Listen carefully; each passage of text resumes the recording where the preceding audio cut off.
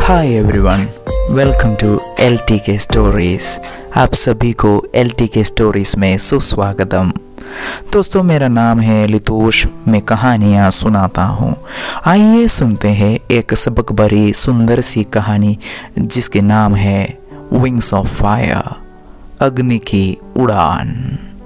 बहुत साल पहले पुरातन ग्रीस में डेडालुस नाम से एक शिल्पी और उनके बेटा रहते थे। डेडालुस एक अच्छा कुशल कारीगर था और सभी के इबादत की पात्र भी बने, एक फाइन कारपेंटर।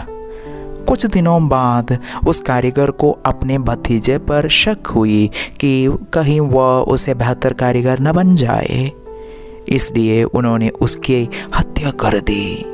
जुर्माना के डर से पलायन करके डेडालुस एक अलग सा द्वीप जा बसा। अपनी बुद्धि कौशल्य पर वह उस द्वीप के राजा का राज्य गुरु बन गया। देश के राज्य गुरु बनने के बाद उस राज्य पर लगा हुआ शाप से लोगों को मुक्त करने में वह असमर्थ रह गया। इसके तहत राजा क्रुद्ध होकर डेडालुस को उनके बेटे के साथ समुद्र से घेरे हुए कारागृह में डाल दिया। लेकिन एक चतुर आदमी होने के कारण वह हर रोज वहां से भाग निकलने की आशा करता रहता है। अचानक एक दिन उसके दिमाग में ऐसी युक्ति आती है कि आकाश की ओर देखते हुए मन ही मन सोचता है, अगर मुझे भी इन पक्षियों की तरह पंख होते तो यहाँ से आज़ादी कितनी जल्दी हो सकती। इस उपाय अपनी बुद्धि में रखकर वो धीरे धीरे आकाश से गिरे हुए पंखों को इकट्ठा करना शुरू कर देता है। अंधेरे में रोशनी के लिए दिए हुए मोमबत्ती का मोम निकालकर गम जैसे बना दिया और खूब पंख बनाने में लग जाते हैं। उसको सिर्फ एक ही दिन की इंतजार रहता है जिस पर 2 जोड़ी पंख बन जाए। आखिरकार वह दिन आ ही गया, मगर उसने उड़ने से पहले अपने बेटे को 2 चुनौतियां देते हैं। पहला, उन्होंने बेटे को पास में बुलाकर ऐसे कहा, बेटा, इन पंखों के साथ तुम एक परिंदे की तरह उड़ पाओगे, पर ध्यान रहे सूरज के बहुत करीब कहीं नहीं जाना, कभी नहीं जाना, क्योंकि जो मोम इन पर लगे हुए हैं वह पिघल जाएगा। दूसरी बात, बेटा, यह भी रह जाए ध्यान में कि तुम कभी भी समुद्र के लहरों के करीब नहीं जाना, क्योंकि ये पंख पानी से गीले होकर इनकी वजन बढ़ेगा और तुम गिर जाएगा। उसने ध्यान से इन सब बातों को सुना और दोनों एक दूसरे की मदद की अपने अपने पंखों को पहनने के लिए। डेडालुस तेज रफ्तार में दौड़ा, अपने हाथों को फैलाया और ऐसे करते ही जू जू आसमान की ओर उड़ गया। इकारस ने भी ठीक अपने पिता की तरह किया और वो भी उड़ चला। उसको यकीन नहीं हो पाया कि वह उड़ ही रहा था। उसको ऐसे लगा कि जैसे उसका कोई भार है ही नहीं। खुशी से वह एक परिंदे की तरह और ऊंचा उड़ा, और तेज और ऊंचा। ये कमाल हो गया पिताजी।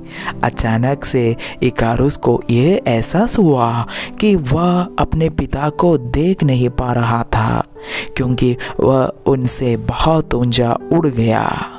लेकिन सूरज के तीक्ष्ण किरणों के कारण इकारुस के पंखों की मोम पिघलने लगे। तत्पश्चात वह नीचे की ओर चलते जोर से समुद्र में गिर पड़ा। वो चिल्ला रहा था, मगर उसकी आवाज़ किसी को नहीं सुना पड़ा। उस नासमझ लड़के की बुद्धिहीन प्रवृत्ति के कारण उसके पिता को महंगा पड़ा। दोस्तों, वाकई में हमारी इस छोटी सी ज़िंदगी में भी बहुत सारे शख्स ऐसे आ जाते हैं जो ज़िंदगी की सही राह सिखा देता है।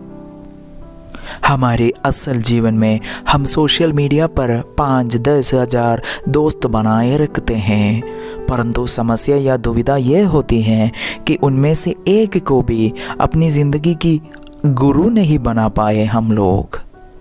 सही मायने में बात यह है कि हर व्यक्ति को मार्गदर्शक की ज़रूरत होता है।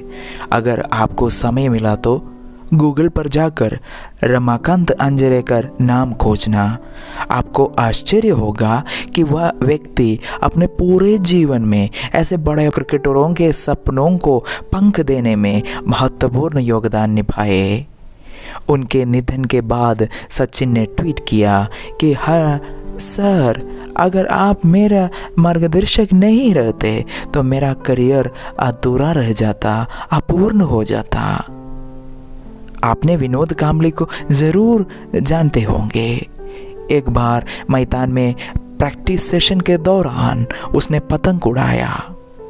यह देखकर अंजरेकर सर ने, जो उनके कोच रहा, उसने उनसे कहा, यू प्ले स्ट्रेटली, नहीं तो तुम भी काइट की तरह हवा में लक्ष्यहीन बनेगा।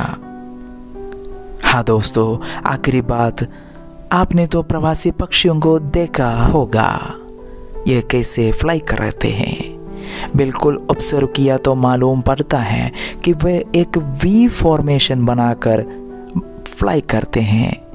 इसका कारण क्या है दोस्तों? आप जानते हैं कि वी फॉर्मेशन में सबसे कम ऊर्जा का इस्तेमाल होता है। आगे वाली पक्षी जब वो थक जाता है, थकावट की वजह से पीछे आ जाती है, तो पीछे होने पर दूसरे पक्षी आगे आती है, मगर कभी भी फॉर्मेशन नहीं बिगाड़ते। अगर उनमें से कोई उस रफ्तार से छूट गया तो समुंदर में गिर जाता है, हमारे इकारुस की तरह। ऑलवेज रिमेंबर, हमेशा इस बात को हमारे ध्यान में रखें कि हमारे उड़ान को रोकने के लिए ऊपर सूरज मौजूद है और नीचे समुंदर मौजूद है। मगर निडर रहकर उड़ान लीजिए, कोई गुरु यानी मेंटर को साथ लेकर, समझकर, राय लेकर आगे बढ़ो। हम होंगे कामयाब एक दिन ज़रूर। बस इतनी सी थी ये कहानी।